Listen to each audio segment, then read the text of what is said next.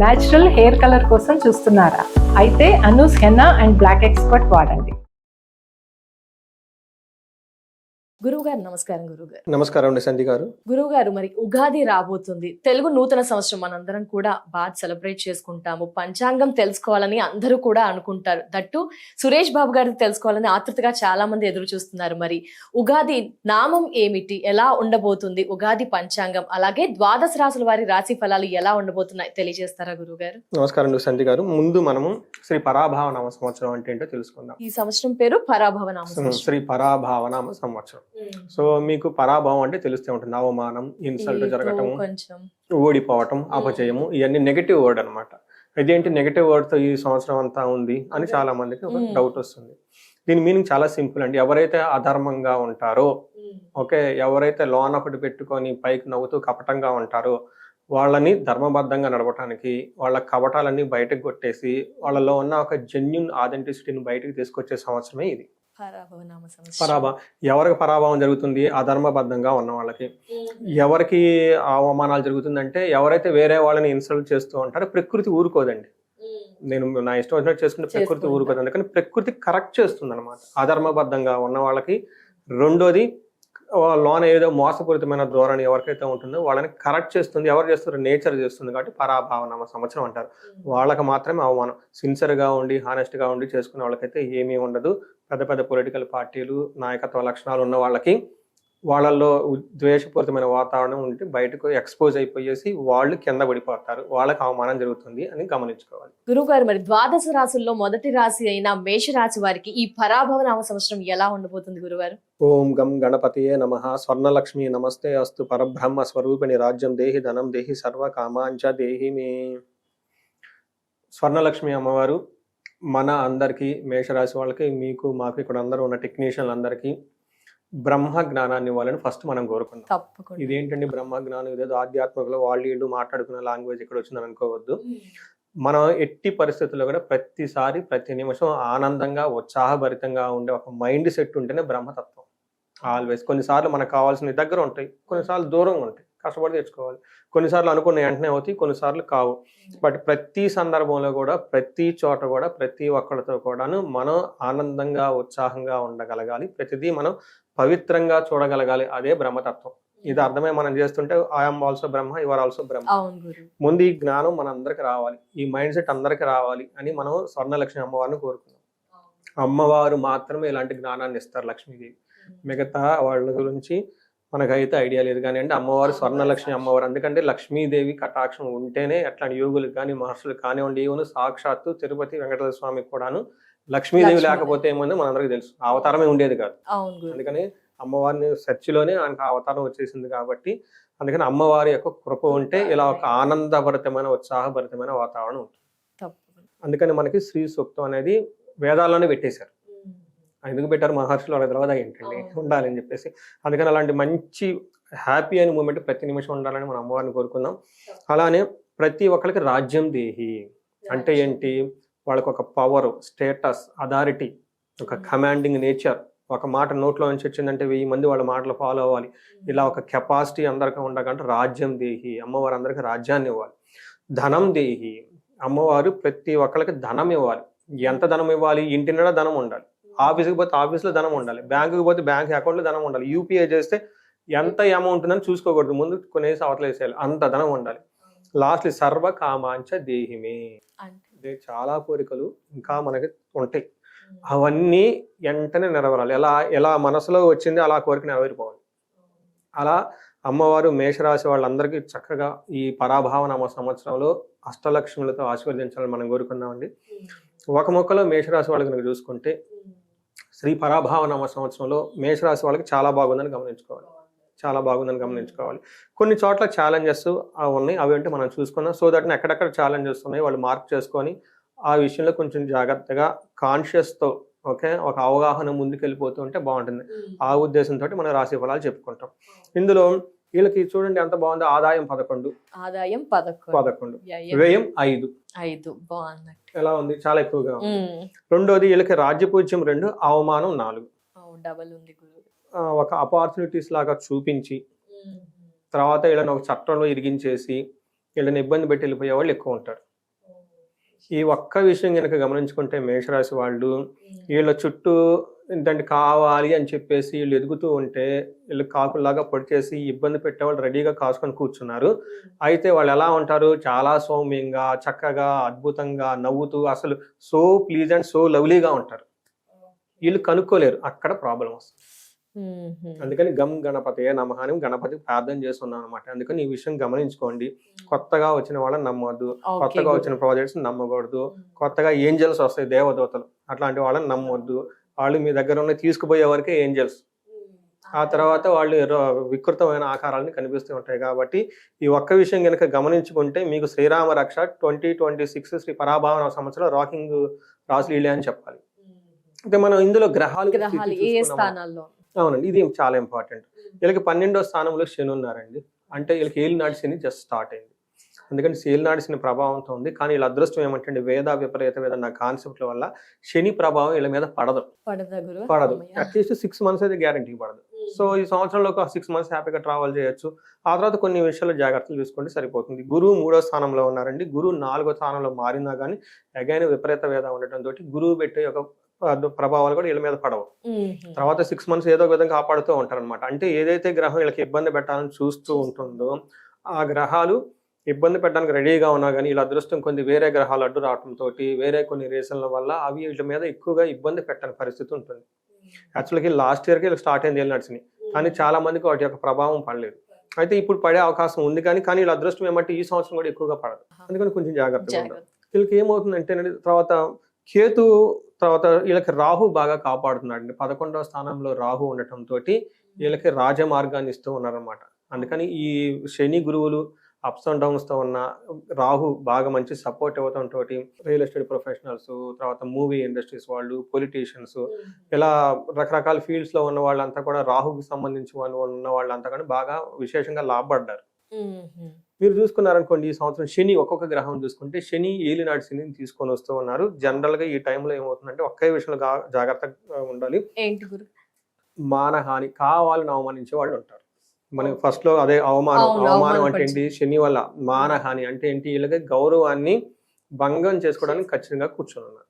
ఇది ఒక్కడానికి గమనించుకోవాలి. 2 ఆ విషయంలో జాగ్రత్తగా ఉండాలి. కరెక్ట్ అండి. తర్వాత ఫైనాన్స్ కి సంబంధించిన వ్యవహారాల్లో జాగ్రత్తగా ఉండాలి.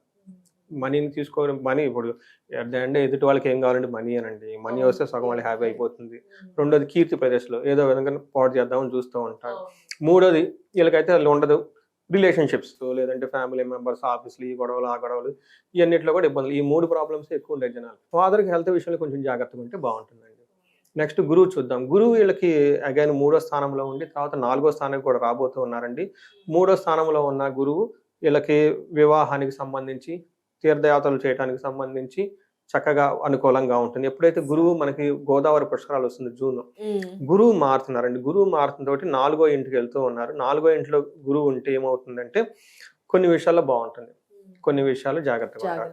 ఎక్కడ బాగుంటుందంటే ఫస్ట్ ఆయుష్ చాలా బాగుంటుంది. తర్వాత వీళ్ళకి అధికారుల వల్ల నష్టము, మోసపోవటం జరుగుతుంది. గుర్తుపెట్టుకోండి, అగైన్ చీటింగ్. బిగినింగ్ నుంచి మీకు ఇలా అదే చెప్తున్నాను.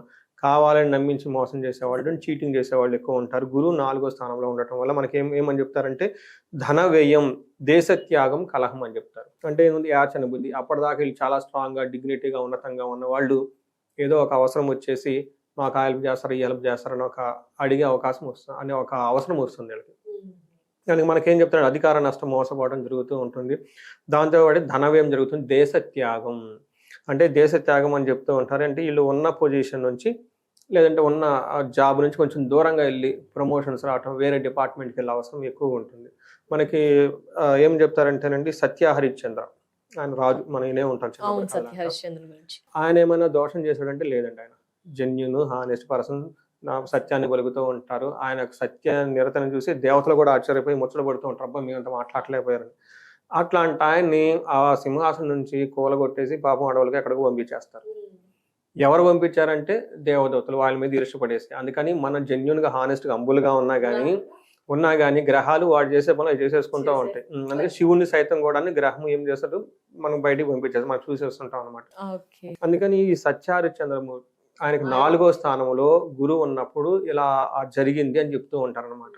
అందుకని ఎందుకు చెప్తున్నట్టు ఈ మేషరాశి వాళ్ళకి గోదావరి పుష్కరాల తర్వాత 4వ స్థానంలో గురువు రావడంతో వాళ్ళు చేస్తున్న జాబులో కానివ్వండి, ఉద్యోగంలో కానీ కొంచెం ట్రిక్కీలు చేసేసి వీళ్ళకి ఇష్టం లేని పనుల ద్వారా అటు ఇటు చేసి స్ట్రెస్ అయ్యే అవకాశం ఉంటుంది. కాబట్టి జాగ్రత్త పడాల్సి.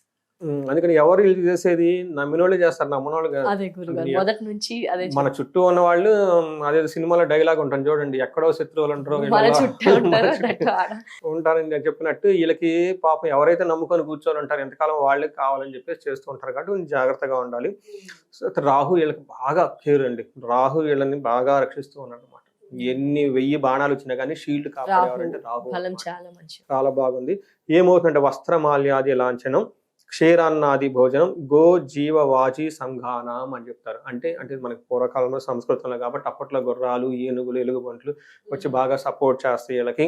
అంటే రిసోర్స్ బాగా వచ్చి సపోర్ట్ చేస్తుంది, మంచి ఫుడ్ తింటారు, చక్కగా బట్టలు వేసుకొని డిగ్నిటీగా ఉంటారని రాహు. మంచి షైనీగా తళుకుమంటూ ఉంటారు మనుషులు, లేని బాధలన్నా కనపడదు వీళ్ళకి. అందుకని ఫిల్మ్ స్టార్స్ వాళ్ళు పొలిటికల్ గ్లామర్ ఉన్న వాళ్ళంతా బాగుంటారు ఈ రాహు వల్ల, అలాంటి వాళ్ళకి బాగుంటారు. బట్ ఓవరాల్ సమరీ ఏంటంటేనండి, రాహు వల్ల వీళ్ళకి ఇప్పుడున్న సైన్స్ కానివ్వండి, టెక్నాలజీ కానివ్వండి, ఆన్లైన్ కానివ్వండి, మూవీస్, మనం వాడే ఈ చాట్ జీపీటీలు ఇవి అంతా వాళ్ళకి బాగా సపోర్ట్ ఇస్తారు. అందుకని ఐటీ రంగంలో ఉన్న తర్వాత ఫారిన్లో ఉన్న వాళ్ళకి విపరీతంగా కలిసి వస్తుంది ఈ రాశి వాళ్ళకి. ఫారిన్ కనెక్షన్ ఉన్న వాళ్ళకి, ఫారిన్లో జాబులు చేసుకునే వాళ్ళకి బాగుంటుంది. ఇది ఓవరాల్గా మనకి ఏ గ్రహం ఎలా ఉంది అనేది మనం చెప్పుకున్నాం. మరి నక్షత్రాలు గురువు గారు ఎవరు చెప్పారు నక్షత్రాల గురించి, మీరు కూడా వ్యూవర్స్ అందరికీ కూడా తెలియజేస్తూ వస్తున్నారు. మరి ఈసారి కూడా చెప్తారా గురువు గారు నక్షత్రాలు ఇలా ఉన్నాయి? ఖచ్చితంగా, ఎందుకంటే నక్షత్ర ఫలితాలు ఇంకా చాలా యాక్యురేట్ గా ఉంటాయండి. ఇంకా చాలా టూల్స్ ఉన్నాయి, మనకి కొన్ని సమయాభావం వల్ల మనం చెప్పుకోవడం కుదరదు. బట్ ఇక్కడ ఏమవుతుందంటే అశ్విని, భరణి, కృతిక 3 నక్షత్రాలు ఇందులో ఉంటాయి. నక్షత్రం ప్రకారం చూసుకుంటే ది బెస్ట్ గా ఉన్న నక్షత్రం ఏంటంటే అశ్విని, భరణి, కృతిక టోటల్ 2026 ఇందులో అశ్విని నక్షత్రం వాళ్ళకి ఐశ్వర్యప్రదంగా ఉంటుంది, సంతోషంగా ఉంటారు, తర్వాత ధనప్రాప్తి ఉంటుంది, హెల్తీగా ఉంటారు, లాభప్రదంగా ఉంటారు. ఒక్క ఓడి కూడా నెగిటివ్ లేదు, అంతా సుఖంగా కూడా ఉంటారంట. ఇంకా అంతకు మించి సంస్కృతంలో ఉన్న మంచి పాజిటివ్ వర్డ్స్ మొత్తం వీళ్ళకి ఈ సంవత్సరం మేషరాశి వారికి పరాభవ నవ సంవత్సరంలో నక్షత్ర పరంగా బాగుంటుంది. భరణి నక్షత్రం వాళ్ళకి సంపదలు ఉంటాయి, ఐశ్వర్యం ఉంటుంది, సంతోషం ఉంటుంది, ధనప్రాప్తి ఉంటుంది, సర్వజన పూజ్యము అంటే ఏమర్థమైందండి, అందరి నుంచి బాగా రెస్పెక్ట్ వస్తుంది వీళ్ళకి, ధనం వస్తుంది, అన్ని వస్తుంది అనమాట. ధనలాభం కూడా బాగుంది. ఎందుకంటే చక్కగా 2 నక్షత్రాలు, 3వ నక్షత్రం కృతికా నక్షత్రం వీళ్ళకి సంపదలు బాగుంటాయి, ఐశ్వర్యం బాగుంటుంది, సంతోషం బాగుంటుంది, తర్వాత సర్వజన పూజ్యము, ధనప్రాప్తి, అందరి నుంచి రెస్పెక్ట్ వస్తుంది. సర్వజన పూజ్యం తెలుసు కదా, సింపుల్ వర్డ్ అది. తర్వాత ధనప్రాప్తి ఉంటుంది. ఇక్కడ ఒక్క విషయంలో జాగ్రత్తగా ఉండాలి, ఇలా కొంచెం హెల్త్ కాంప్లికేషన్స్ ఉంటుందండి. ఆగస్టు వరకు బాగుంటుంది, తర్వాత కొంచెం హెల్త్ కాంప్లికేషన్స్ ఉండే అవకాశం ఉంటుంది గురువు చేంజ్ అవటం వల్ల. ఇది ఓవరాల్ గా గ్రహం ఏ విధంగా ఉంటుంది, నక్షత్రం ఎలా ఉంటుంది అనేది మనం తెలుసుకోవచ్చు. ఎస్ గురుగారు, మేషరాశి వారికి ఏ విధంగా ఉంది, గ్రహాలు నక్షత్రాల గురించి తెలియజేశారు. మరి వారు ఏం పరిహారాలు పాటించాలి, ఇష్టదైవాన్ని ఏమైనా ప్రార్థించాలి, అవి కూడా తెలియజేస్తారా గురుగారు? ఒకటి ముఖ్యం ఏంటంటేనండి, వీళ్ళు పరిహారాలు ఎక్కువగా చేసుకోవాల్సిన టైం, ఎందుకంటే ఏలినాటి శని నడుస్తుంది. అయితే వీళ్ళతో ప్రాబ్లం ఏంటంటే వీళ్ళతో కంటే కూడా వీళ్ళ ఇంటిలో అంటే భార్య కానీ, భర్త కానీ, పిల్లలు ఎవరిదైనా కానీ గుర్తుపెట్టుకోండి, ధనస్సు రాశి ఉన్న, సింహరాశి ఉన్న, కుంభరాశి ఉన్న, మీనరాశి వాళ్ళు ఉన్న వీళ్ళకి ప్రాబ్లమ్స్ అధికం అవుతాయి ఇంట్లో. సపోజ్ భర్తది మేషరాశి, భార్యది సింహరాశి అనుకుందాం, ఇద్దరికి గొడవలు. ఎందుకు అంటే ఆ సింహరాశి వాళ్ళకి అష్టమ శని నడుస్తుంది, ధనుసు రాశి వాళ్ళకి అర్ధాష్టమ శని నడుస్తుంది, మిగతా రాశి వాళ్ళకి ఏలినాటి శని నడుస్తుంది. అంటే శని 3 రకాలుగా బాధపడతాడు, అర్ధాష్టమ శని, అష్టమ శని, ఏలినాటి శని. ఈ ఇందాక చెప్పుకున్న రాశులు మొత్తం శని ప్రభావంతోనే ఉన్నారు. సో ఇద్దరిలో శని ఉన్నారు, భార్యాభర్తలు ఇద్దరిలో శని ఉంటే ఏముందండి, ఒక్క శని భరాయించడమే కష్టం, ఇద్దరికి ఉంటే ఇంకా అది ఎక్కడికో పోతుంది. నాకు ఎప్పుడు లాంగ్ బ్యాక్ 2-3 years బ్యాక్ ఒక లేడీ నన్నే కలవాలని కొంచెం అమెరికా నుంచి వచ్చి ఫ్లైట్ దిగి ఉదయం 10 o'clock దిగింది, సాయంత్రం వచ్చేసి నన్ను కలిసింది. ఎన్ని సంవత్సరాలు వాళ్ళు మ్యారీడ్ లైఫ్ వచ్చేటప్పుడు 15 సంవత్సరాలు పెళ్ళయింది వాళ్ళకి, 12 సంవత్సరాలకు అబ్బాయి ఉన్నాడు. ఇప్పటికి భార్యాభర్తల మధ్య విపరీతమైన మిస్అండర్స్టాండింగ్స్ వస్తున్నాయి. కాసేపు మాట్లాడితే ఏంటంటే వాళ్ళ అమ్మ గురించి, వాళ్ళ నాన్న గురించి, వీళ్ళ అమ్మ గురించి, వీళ్ళ నాన్నగారి గురించి. ఇప్పుడు అది చిలికి గానివాన్ అయిపోయి 15 ఏళ్ల తర్వాత అసలు వాళ్ళ మధ్యలో విరక్తి వచ్చేసి అసలు నేను డైవర్స్ తీసేసుకుందాము, నాకు మీ ఒపీనియన్ కావాలి, నా చాట్ ఏంటి చూపించుకోవడానికి వచ్చేసింది.